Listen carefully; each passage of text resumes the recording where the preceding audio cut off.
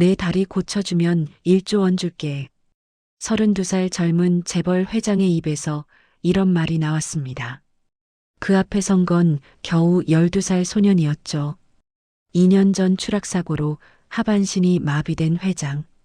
세계 최고 의사들도 포기한 다리를 초등학생이 고친다고 나선 겁니다. 하지만 그 누구도 몰랐습니다. 이 소년이 정말로 기적을 만들어낼 줄은. 그리고 2년 전 그 추락사고가 사고가 아니었다는 진실이 드러나면서 모든 것이 뒤바뀔 거라는 사실을. 회장이 수표책을 꺼내 탁자에 던졌습니다. 지금 시작해. 과연 12살 소년은 어떻게 불가능을 가능으로 만들까요? 수표책을 던진 뒤 거실이 조용해졌습니다. 사실 서진우가 그 말을 하기까지 2년을 무너져 있었습니다. 서진우 32세. 국내 재계 서열 5위, 진성그룹 회장. 하지만 지금 그는 휠체어에 몸을 묻은 채 텅 빈 저택을 바라보고 있었죠. 2년 전 그날 이후로 그의 다리는 움직이지 않았습니다. 책상 위 재활치료 스케줄표를 집어들고는 찢어버렸습니다. 종이 조각들이 바닥에 흩어졌어요. 의미 없으니까. 희망도 없으니까.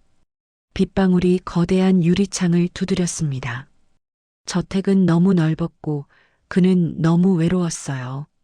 25살에 아버지 회사를 물려받아 7년 만에 10배로 키웠습니다. 하지만 2년 전 정상에 섰을 때 모든 게 무너졌죠.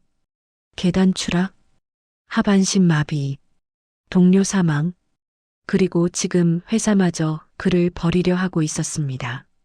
진우는 휠체어를 타고 복도를 천천히 움직였습니다. 벽에 걸린 사진 앞에 멈춰 섰어요. 사고 당시 사망한 동료 김 과장의 사진이었습니다. 내가 죽였어. 진우가 중얼거렸습니다. 옆 탁자에 술잔을 집어들었다가 바닥에 내던졌어요. 유리가 산산조각 났죠. 벽에 걸린 가족 사진들도 눈에 들어왔습니다. 아버지, 어머니 모두 떠났죠. 그리고 이사회는 진우의 건강 문제를 들어 경영권 박탈을 논의 중이었습니다. 박태민 전무가 그 움직임을 주도하고 있었어요. 회장님, 새로 오신 가사도우미 분이 도착했습니다. 비서실장의 목소리가 정적을 깼습니다. 강미선과 그녀의 아들 민준호가 현관에 들어섰습니다. 12살 소년 준호는 복도 끝에서 나타나는 휠체어에 시선을 고정했죠. 진우가 거실로 들어왔을 때 그의 얼굴엔 생기라곤 찾아볼 수 없었습니다.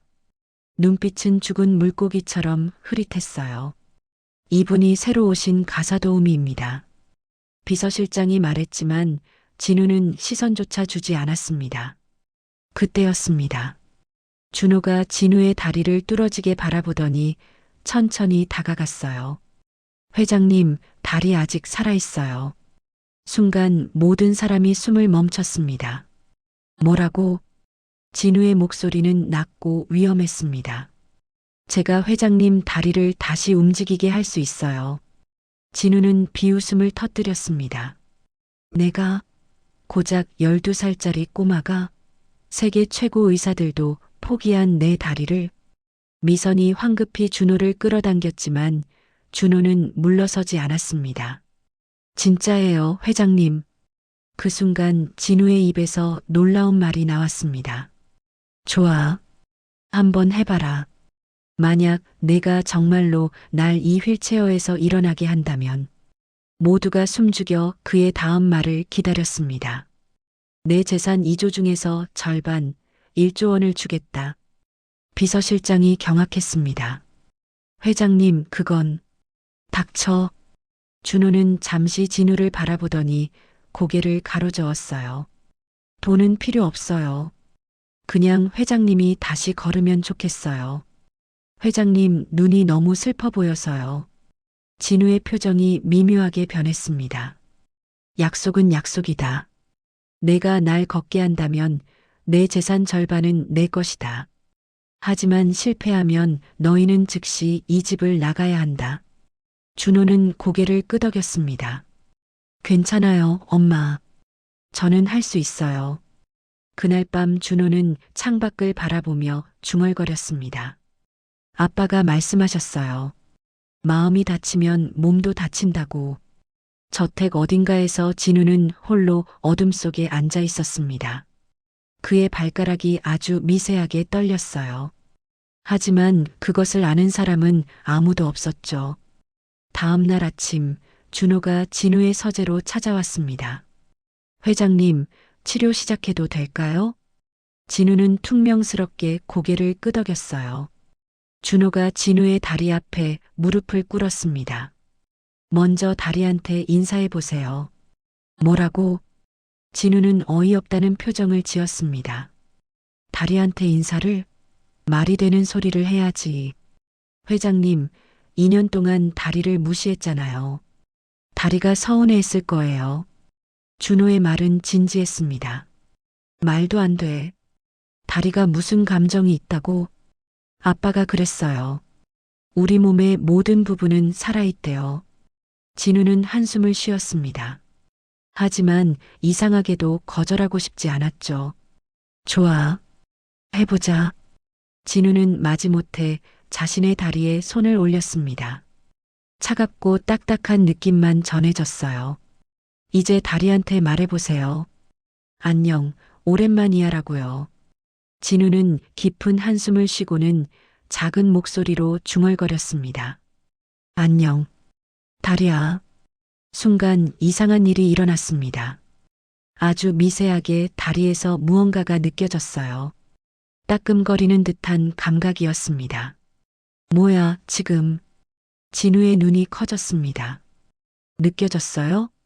준호가 기대에 찬 눈으로 물었습니다. 아니, 그냥 기분 탓이겠지.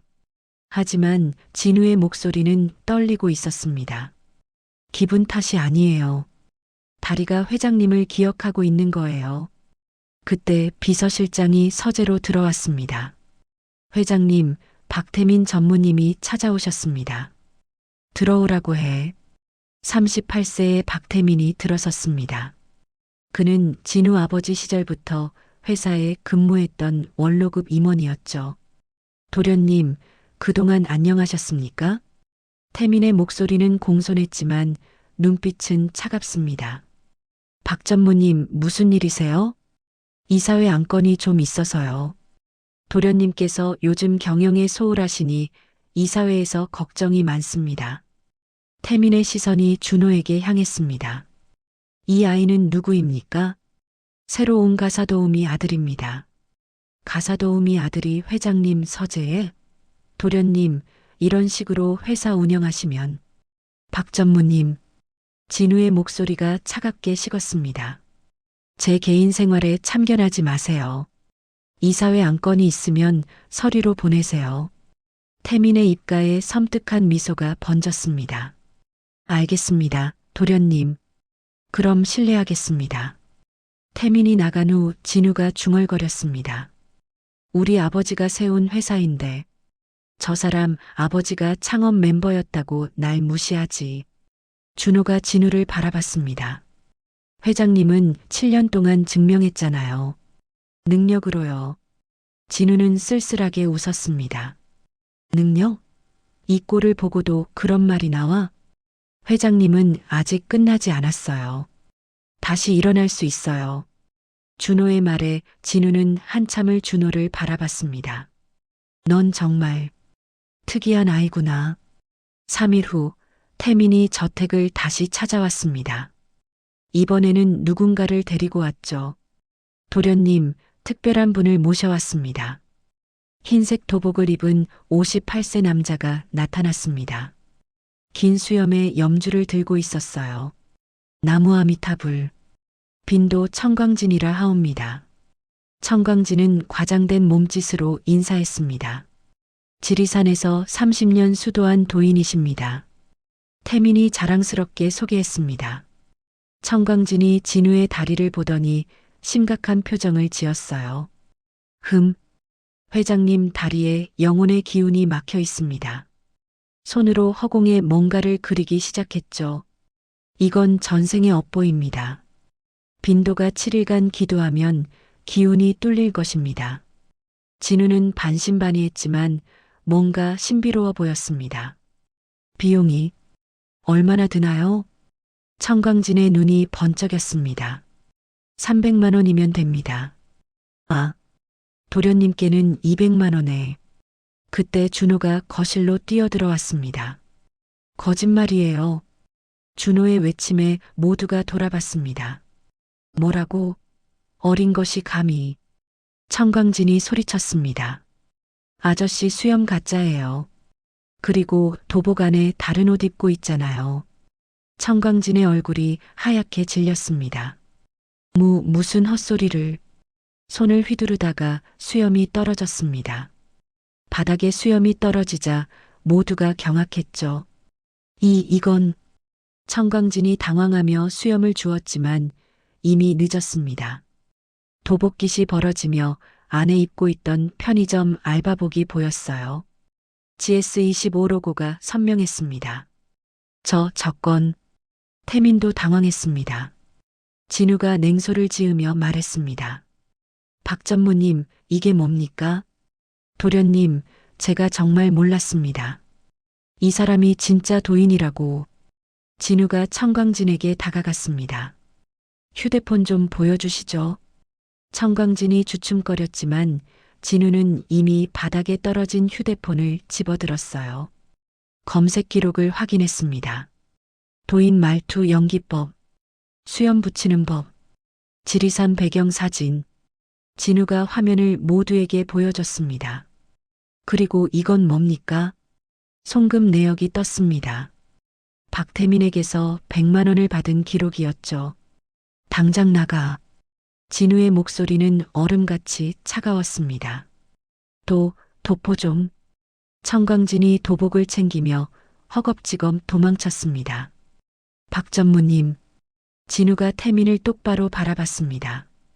도련님, 정말 죄송합니다. 제가 속은 겁니다. 속았다고요? 100만 원을 송금하고. 그건. 태민의 이마에 땀이 흘렀습니다. 다음부턴 이런 일 없도록 하세요. 나가보세요. 태민이 나간 후 진우는 준호를 바라봤습니다. 어떻게 알았어? 아빠가 그랬어요. 진짜로 도와주려는 사람은 돈부터 말하지 않는데요. 진우는 준호를 새롭게 바라봤습니다. 내 아빠가 현명한 사람이었구나. 준호의 눈가가 촉촉해졌습니다. 네. 그래서 일찍 돌아가셨나 봐요. 착한 사람은 오래 못 산대요. 진우의 가슴이 찡했습니다.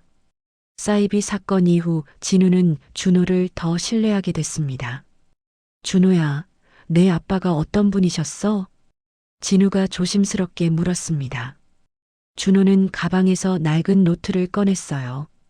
의사셨어요. 재활의학과요. 진우의 손이 미세하게 떨렸습니다. 재활, 의학과? 네. 다리 못 쓰는 사람들 다시 걷게 해주는 거요. 준호가 노트를 펼쳤습니다. 거기엔 재활치료 방법들이 빼곡히 적혀 있었어요. 그때 미선이 차를 가지고 들어왔습니다. 그녀는 진우를 보자 표정이 굳어졌죠. 회장님, 미선의 목소리가 떨렸습니다. 제 남편이 회장님을 치료하려다가 돌아가셨습니다. 진우의 얼굴이 하얗게 질렸습니다. 뭐라고요? 미선이 눈물을 참으며 말을 이었습니다. 1년 전이었어요. 남편이 회장님 소식을 듣고 꼭 치료하고 싶다고 했어요. 하지만 회장님께서 거부하셨죠. 진우는 1년 전을 떠올렸습니다. 수많은 의사들이 찾아왔었죠. 모두 거절했습니다. 남편은 포기하지 않았어요. 매일 회장님을 설득할 방법을 고민했어요. 밤샘 연구하고 자료 준비하고. 미선의 목소리가 갈라졌습니다. 그러다 과로로 쓰러졌어요. 심장마비였습니다. 진우는 할 말을 잃었습니다. 미안합니다. 정말 죄송합니다. 준호가 진우의 손을 잡았습니다. 회장님 잘못이 아니에요. 아빠는 그냥 회장님을 돕고 싶었던 거예요. 하지만 내가 거절해서 내 아버지가 진우의 눈에서 눈물이 흘렀습니다. 아빠가 마지막으로 그랬어요. 회장님은 다리가 아니라 마음이 다쳤다고요. 준호가 노트를 펼쳤습니다. 마지막 페이지에 메모가 있었어요. 진우 회장님을 부탁한다. 저분은 마음이 회복되면 다리도 반드시 회복될 것이다. 진우는 그 글을 읽고 또 읽었습니다. 내 아버지는 날 믿어주셨구나. 네. 그래서 제가 꼭 회장님을 걷게 해드리고 싶어요. 아빠가 못다한 일이니까요. 진우는 준호를 꼭 안았습니다. 고마워. 정말 고마워. 그날 밤 진우는 준호 아버지의 노트를 읽으며 눈물을 흘렸습니다. 그리고 놀라운 일이 일어났어요. 발가락이 움직였습니다. 1년 전엔 미동도 없던 발가락이 분명히 움직였죠. 미선 씨. 진우가 소리쳤습니다. 미선과 준호가 달려왔어요. 발가락이 움직였어요. 준호가 기뻐서 뛰었습니다. 맞죠? 아빠 말이 맞았어요. 마음이 회복되니까 몸도 회복되는 거예요. 진우는 자신의 발을 믿을 수 없다는 표정으로 바라봤습니다. 발가락이 움직인 후 진우는 매일 준호와 재활 훈련을 했습니다. 그런데 이상한 일들이 벌어지기 시작했어요. 어느 날 아침 진우가 먹어야 할 약병의 색깔이 달라져 있었습니다. 준호가 먼저 발견했습니다. 회장님, 이 약 이상해요. 진우가 약을 확인하니 정말로 평소와 다른 약이었습니다. 누가 바꿔치기 한 거지? 준호는 고개를 갸우뚱했습니다. 며칠 후 태민이 다시 저택을 찾아왔습니다. 손에는 서류가 들려 있었어요. 도련님, 이사회에서 결정이 났습니다. 회장님 건강 문제로 직무정지 안건이 통과됐습니다. 진우의 얼굴이 하얗게 질렸습니다. 뭐라고? 2주 후 임시 이사회에서 후견인 선임을 결정합니다. 그때까지 회장님께서 정상 업무 복귀가 불가능하다면 태민의 입가에 미소가 번졌습니다. 회장직에서 물러나셔야 할 겁니다. 그날 밤 준호는 화장실에 가다가 이상한 장면을 목격했어요. 태민이 진우의 서재에서 몰래 나오고 있었습니다. 손에는 서류 뭉치가 들려 있었죠. 준호는 조용히 숨어서 지켜봤습니다. 태민은 주변을 살피고는 황급히 사라졌어요. 다음 날 아침 준호가 진우에게 말했습니다. 회장님, 어젯밤에 박 전무님이 서재에서 뭔가 가져갔어요. 진우의 표정이 굳어졌습니다. 확실해? 네. 제가 똑똑히 봤어요. 진우는 즉시 서재를 확인했습니다. 중요한 계약서 몇 장이 사라져 있었어요. 이건 회사 기밀 서류야. 준호가 진우의 컴퓨터를 보다가 뭔가를 발견했습니다. 회장님, 이거 보세요.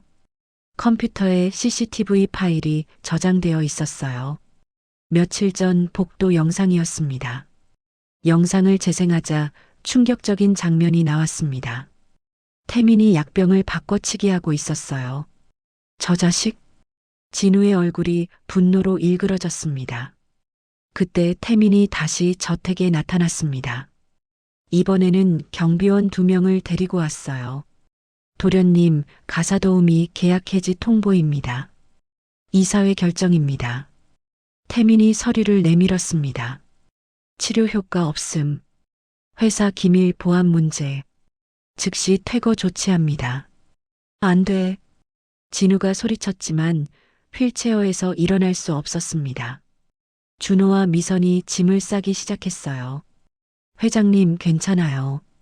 저희는 아니야. 너희는 나가면 안 돼. 진우는 처음으로 자신의 무력함을 뼈저리게 느꼈습니다. 걷지 못하면 아무것도 지킬 수 없었어요. 준호는 더 파고들었습니다. 진우의 컴퓨터 파일들을 뒤지다가 2년 전 사고 당시 자료를 발견했어요. 회장님, 이것도 이상해요. 사고 보고서였습니다.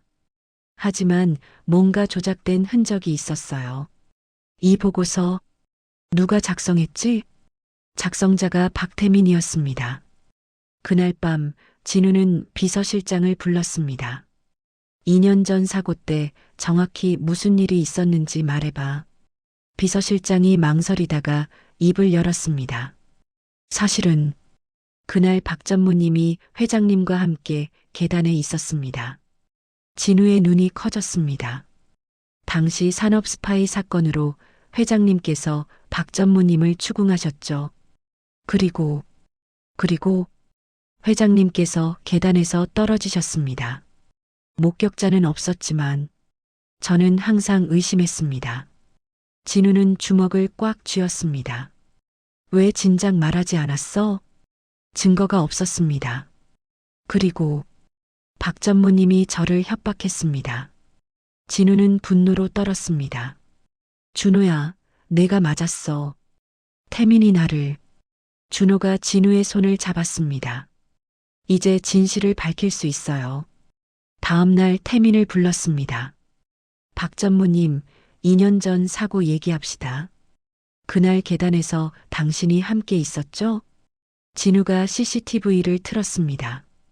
약 바꿔치기 장면이었죠. 이것도 설명하시죠. 그리고 10년간 횡령 증거를 내밀었습니다. 당신이 날 밀었죠? 한참 침묵하다 입을 열었습니다. 그래, 내가 밀었어. 왜? 도련님은 그냥 태어났어. 우리 아버지는 평생 일했지. 나도 15년을 바쳤어. 그래서 날 죽이려 한 거야? 불구로 만들려고 했지. 회장 자리에서 물러나게. 그럼 내가 장악할 수 있으니까. 김 과장은 횡령 눈치챘거든. 도련님 탓으로 돌렸지. 준호 아버지는 성가셨어. 치료하려고 너무 열심히였거든.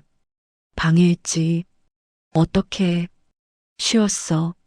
스트레스 주고 압박하면 되니까. 당장 경찰 신고하겠습니다. 하세요. 증거 없을 텐데. 태민이 승리의 미소로 일어섰습니다. 2주 후 이사회에서 뵙죠. 그때는 제가 회장 자리에. 잠깐만요. 준호가 천천히 휴대폰을 들었습니다. 시간이 정지했어요. 제가 녹음했어요. 방금 전부 다요. 태민의 얼굴이 절망으로 일그러졌습니다. 경찰이 태민을 연행했습니다. 김 과장, 내 죽음이 내 탓이 아니었어. 2년간 죄책감이 내려놓아졌습니다. 그 순간 다리 전체에서 따뜻한 감각이 올라왔어요. 미선 씨, 준호야. 무릎이 구부러졌습니다. 다리 전체에 힘이 들어갔어요. 회장님, 다리에 힘이 들어가요. 마음의 짐을 내려놓으니까 몸도 자유로워지는 거예요. 진우는 휠체어에서 천천히 일어섰습니다. 다리가 떨렸지만 힘이 들어갔어요. 일어서고 있어요. 준호가 다가가 붙잡았습니다. 제가 도와줄게요. 한 걸음을 내디뎠습니다. 한 걸음, 두 걸음, 세 걸음. 걷고 있어. 내가 걷고 있어. 고마워, 준호야. 아빠한테 감사해야 해요. 감사합니다. 준호 아버지. 한 달 후, 이제 보조기 없이도 걸을 수 있었습니다. 이제 계단도 오를 수 있을 것 같아요. 진우는 2년 전 추락한 계단을 바라봤습니다. 아직은 무서워. 제가 같이 있을게요. 천천히 계단을 올랐습니다. 한 계단, 두 계단, 세 계단. 해냈어. 드디어. 약속대로 1조 원을 줄게. 준호는 고개를 저었습니다. 필요 없어요. 아빠 꿈을 이룬 거예요. 하지만 대신 하나만 부탁해도 될까요? 제 형이라고 불러도 돼요? 형? 내가 회장님 같은 형 있으면 좋겠어요. 그래. 내가 내 형이야. 이제부터 우린 형제야. 그날 저녁 함께 저녁을 먹었습니다. 미선 씨, 이제 이 집이 당신과 준호 집이기도 해요. 우린 가족이니까요. 6개월 후 완전히 회복했습니다. 토요일 아침 공동묘지에 갔습니다. 민준서 묘비 앞에 섰죠. 준서 선생님 감사합니다. 선생님 덕분에 다시 걸을 수 있게 됐습니다. 선생님, 아들이 꿈을 이뤘습니다. 여보, 우리 준호 정말 잘 컸죠? 아빠 약속 지켰어요. 1조 원 안 받았어요. 아빠가 그랬어요. 진짜 의사는 돈을 바라지 않는다고요. 준서 선생님, 선생님, 아들을 평생 지키겠습니다. 이제 우린 가족이니까요. 묘지를 나와 김과장 묘로 향했습니다. 김과장 아내가 꽃을 놓고 있었어요. 사모님, 죄송합니다. 진실을 밝히지 못해서 사고는 제 잘못이 아니었습니다. 박태민이 저를 밀었습니다. 그가 체포됐습니다. 남편이 억울하게 간 게 아니었군요. 김 과장님, 가족은 제가 평생 책임지겠습니다. 회장님, 다시 걸으시게 됐다면서요? 우리 남편이 기뻐할 겁니다. 그날 오후 회사로 돌아갔습니다. 직원들이 박수로 맞았어요. 회장님, 정말 걸으시네요. 책상에 준호가 그린 그림이 있었습니다. 우리 가족이라고 적혀 있었죠. 며칠 후 기자회견을 열었습니다. 제가 다시 걸을 수 있게 된 건 12살 소년 덕분입니다. 그 소년은 1조 원을 거절했습니다. 대신 진짜 가족을 선물해줬죠. 준호와 미선을 무대로 불렀습니다. 이제부터 이 두 분은 제 가족입니다. 그날 밤 저택 식탁에 따뜻한 저녁이 차려졌습니다. 2년 전만 해도 텅 비어 있던 그 식탁. 진우는 혼자 차가운 음식을 먹곤 했죠. 하지만 지금은 달랐습니다. 형, 이거 맛있어요. 회장님, 많이 드세요. 고맙습니다. 함께 해줘서 정말 고맙습니다. 세 사람이 손을 맞잡고 웃었습니다. 텅 빈 저택은 이제 따뜻한 집이 됐습니다. 가족은 피로 이어지는 게 아닙니다. 마음으로 이어지는 거죠. 때로는 우리가 걷지 못하는 이유가 다리 때문이 아니라 마음이 닫혀 있기 때문일지도 모릅니다. 여러분은 어떻게 생각하시나요?